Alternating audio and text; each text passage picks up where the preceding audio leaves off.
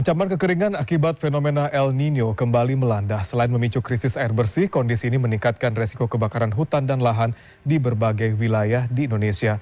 Kesiapsiagaan pemerintah menjadi kunci agar dampak bencana dapat diminimalkan melalui langkah mitigasi, koordinasi lintas sektor hingga respon cepat di daerah rawan. Lalu bagaimana strategi BNPB menghadapi ancaman El Nino tahun ini? Kita akan membahasnya bersama Kepala Pusat Data Informasi dan Komunikasi atau Kapusdatin BNPB, Bapak Abdul Muhari. Selamat malam Pak Abdul. Selamat malam Mas Ruli. Baik Pak, BMKG memperingatkan bahwa El Nino tahun ini akan semakin menguat. Seberapa siap BNPB menghadapi potensi kekeringan, karhutla, dan krisis air di tahun ini Pak? Ya, pertama ini tentu saja bukan hanya tanggung jawab BNPB sebagai badan bencana. Ini adalah kerja bersama pemerintah pusat dan daerah, dan khusus untuk kekeringan dan dampaknya pada peningkatan potensi terjadinya kebakaran hutan. Itu secara nasional ada satuan tugas sesuai Impres tahun 2020 yang dikomando oleh Menko Polhukam. Khusus tahun ini, karena ini merupakan periode El Nino, kita tahu El Nino pernah punya dampak secara historis cukup signifikan di Indonesia pada tahun 2015-2019. Tetapi pada tahun 2023, sejak adanya satuan tugas yang dipimpin langsung, dikomando langsung Menko Polhukam, ini di 2023 meskipun El Nino-nya tergolong moderat, itu dampaknya bisa kita minimalisir. Bapak Presiden sendiri menaruh atensi cukup besar. Kemarin kita tahu telah diadakan rapat kabinet terbatas khusus untuk membahas upaya kesiapan pemerintah pusat khususnya pada periode El Nino yang tentu saja secara langsung dampaknya ada dua, kekeringan dan kebakaran hutan dan lahan. Ini dua penanganannya akan berbeda, Mas Ruli. Kekeringan, langkah-langkah yang sudah dilakukan dan terus akan dilakukan oleh pemerintah pusat dan daerah sesuai arahan Bapak Presiden saja, itu adalah penyiapan distribusi air bersih kepada masyarakat. Ini tidak hanya kepada lingkup KK atau lingkup masyarakat, tetapi juga nantinya yang berkaitan dengan kebutuhan air untuk irigasi, pertanian, dan lain-lain. Ini kemarin sudah dikoordinasikan oleh Menko Infrastruktur dan akan dilakukan operasi modifikasi cuaca yang kita harapkan tentu saja awan hujannya cukup mendukung untuk hal ini. Dan yang pertama, kedua juga kita akan memperbanyak distribusi sumur bor di seluruh daerah-daerah yang terdampak kekeringan. Ini perintah langsung Bapak Presiden. Untuk membangun lebih banyak lagi, BNPB sendiri saat ini sudah membangun lebih dari 130 titik tersebar di 7 provinsi. Dan ini akan terus kita minta dari informasi dari daerah mengenai titik-titik yang memang sangat membutuhkan ketersediaan air yang selama ini cukup sulit ketika musim kering. Karena tentu saja karena sistemik sangat bergantung pada kondisi lingkungan mulai dari hulu hingga hilir, tetapi saat ini sudah fase kontingensi, artinya ancaman sudah di depan mata. Tentu saja langkah-langkah yang harus kita lakukan sifatnya kedaruratan, artinya ada kasih cuaca, distribusi sumur bor, dan tentu saja setelah sumur ada, air ini harus kita pastikan sampai di masyarakat dan yang berkaitan secara langsung maupun tidak langsung seperti irigasi dan lainnya. Nah, untuk ini pun BNPB khususnya di tahun ini akan mendistribusikan 105 unit mobil tangki yang akan kita manfaatkan untuk memastikan distribusi air bersih di daerah-daerah terdampak kekeringan. Hingga hari ini data BNPB menunjukkan kekeringan itu ada di 13 provinsi dan 47 kabupaten kota. Nah, kita pastikan kita koordinasi intensif dengan 47 kabupaten kota ini agar distribusi air bersih benar-benar bisa sampai di masyarakat yang terdampak. Yang kedua terkait dengan karhutla, Mas Ruli. Ya. Karhutla sendiri, periode El Nino ini sudah menjadi bagian dari awareness kita sejak bulan-bulan pertama di tahun 2026 ini. BMKG sudah menyampaikan bahwa musim kemarau di 2026 ini mungkin lebih panjang, mungkin lebih panas, mungkin lebih kering, dan akhirnya berkembang menjadi El Nino strong, El Nino kuat. Dan di 6 provinsi prioritas yang didominasi oleh lahan gambut, yaitu di Sumatera, Riau, Jambi, Sumsel, di Kalimantan itu Kalbar, Kalteng yang tadi kita bahas di berita, dan Kalsel. Ini sudah menjadi daerah prioritas bagi pemerintah dan pemerintah daerah dan sudah melakukan status siaga darurat sejak bulan Maret dan April. Sehingga ke daerah penguatan Satgas Darat, penguatan Satgas Udara di Kalimantan Tengah sendiri sudah mendeploy 2 heli waterbombing dan 1 pesawat karavan untuk modifikasi cuaca, ditambah dukungan kelengkapan untuk Satgas Darat. Tetapi satu hal, Mas Ruli, yang harus kita paham bahwa kejadian kebakaran itu bukan disebabkan oleh faktor alam. Ya. El Nino, keringnya air atau sangat panasnya cuaca itu adalah katalis ketika apinya sudah ada. Dan rata-rata lebih dari 90% pengalaman kami menangani kebakaran hutan ini hampir semua disebabkan oleh kelalaian manusia, baik itu sengaja maupun tidak disengaja.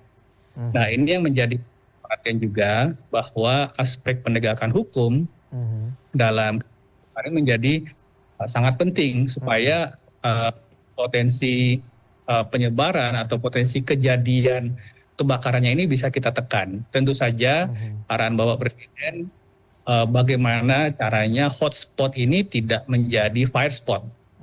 Kalau dia menjadi fire spot, bagaimana itu tidak meluas. Dan ini yang implementasikan di lapangan. Faktor pencegahan sangat penting, tapi begitu sudah terjadi api, kita harus benar-benar upayakan dengan segala tadi yang saya sudah sampaikan, ada waterbombing, ada OM, ada Satgas Darat yang menjadi ujung tombak, itu harus benar-benar optimal. Khusus untuk Kalimantan Tengah, besok Kepala BNPB akan meninjau langsung ke lokasi untuk bisa melihat apa saja dukungan-dukungan yang perlu kita perkuat supaya kejadian kebakaran di Palangkaraya dan Kota Waringin Timur di Kalimantan Tengah bisa segera kita atasi. Mas Ruli. Baik, Pak Muhari, tadi kan Anda sampaikan terkait dengan koordinasi, bahwa sejauh ini menurut keterangan juga dari Kementerian Kehutanan bahwa sudah ada 81.000 hektar lahan terdampak kebakaran hutan di sana dari periode Januari hingga Mei 2026, dan ini dikhawatirkan akan semakin meluas dan semakin besar lagi gitu. Dan juga ada, bahkan di Jawa Barat saya disampaikan juga tadi ada 17 kabupaten juga yang mengalami bencana kekeringan. Sejauh ini terkait dengan koordinasi antara pusat, daerah, kementerian, lembaga, organisasi, bagaimana mensinkronkan agar tiap kedinasan, kementerian, lembaga memiliki pacing yang sama dalam upaya memitigasi terkait dengan bencana El Nino ini khususnya, Pak Muhari? Untuk di level kementerian lembaga di pusat, kami sampaikan nanti didukung oleh Menko Polkam, dan ini koordinasi berjalan baik, artinya informasi BMKG kemungkinan potensi yang lebih ekstrim, kemudian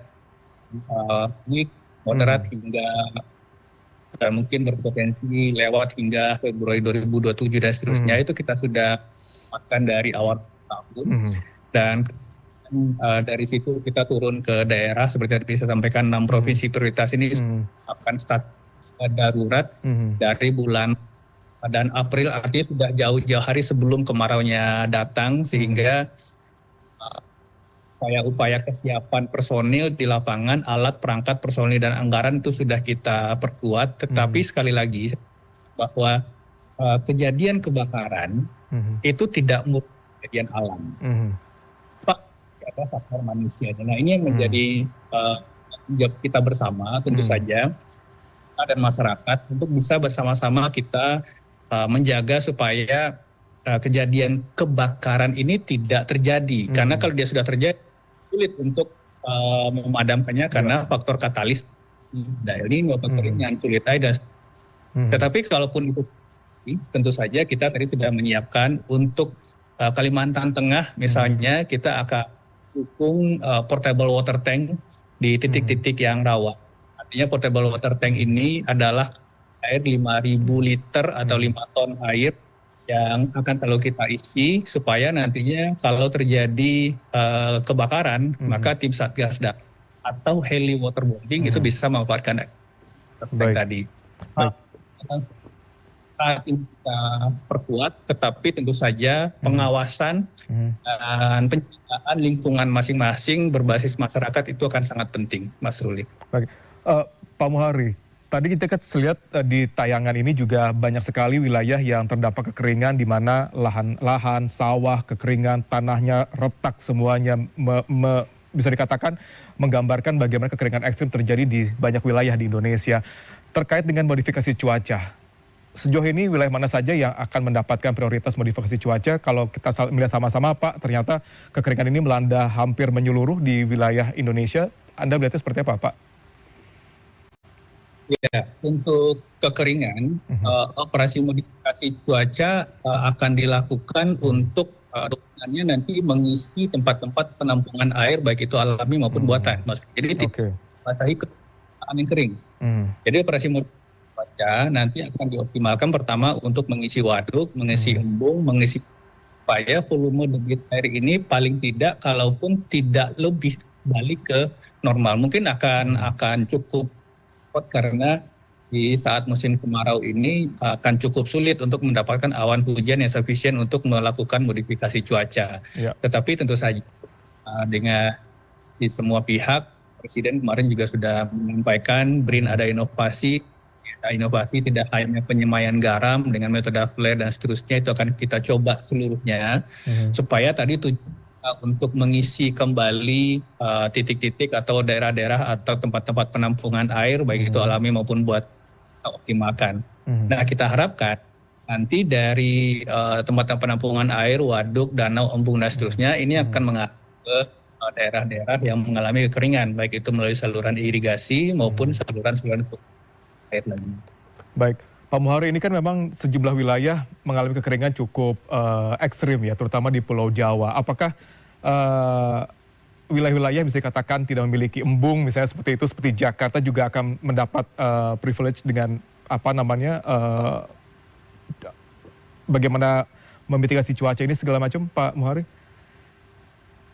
Nantinya upaya kedaruratan yang kita lakukan tentu saja akan dengan karakteristik di daerah. Misalkan untuk Jawa Barat, Jawa Tengah, bagian tengah itu ada waduk, Jawa ada beberapa waduk dan seterusnya. Itu akan kita optimalkan dengan modifikasi cuaca. Bagi daerah-daerah yang tidak terjangkau dengan itu, maka tadi yang kita akan lakukan adalah pembangunan sumur bor. Jadi ini bukan sumur bor dangkal. Kalau sumur bor dangkal, ketika di hulunya sungai kering, maka ke hilirnya juga pasti airnya akan tidak ada. Ini akan kita yang saat ini dirasakan oleh masyarakat untuk sumur-sumur di bawah 50 meter, pasti sudah kering. Sudah kering, ya. Yang kita bangun adalah sumur-sumur dengan kedalaman lebih atau lebih dalam dari 150 hingga 200 meter, baik itu sumur pun sumur air dalam. Nah ini dalam pengalaman kita tentu saja juga TNI Polri membangun sumur-sumur dalam NTT yang kita tahu ada daerah kering, daerah cukup sulit untuk mendapat itu menunjukkan hasil yang cukup baik. Nah ini akan kita lakukan. Kemudian setelah sumur bornya kita bangun, tadi saya sampaikan BNPB saja di tahun ini kan lebih dari 110 titik. Maka itu saja sarana distribusinya.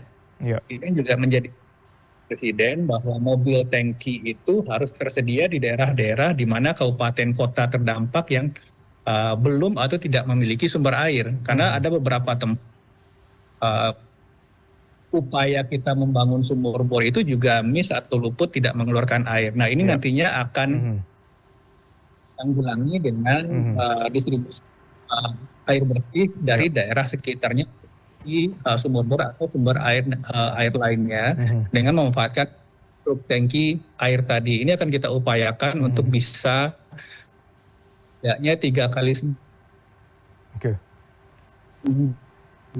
agar benar-benar menjadi arahan bahwa water treatment, Ya. Mas Ruli, ini juga akan karena BRIN memiliki inovasi mobil water treatment, universitas-universitas ITB, Undip memiliki inovasi itu dan kekuatan itu di tahun ini.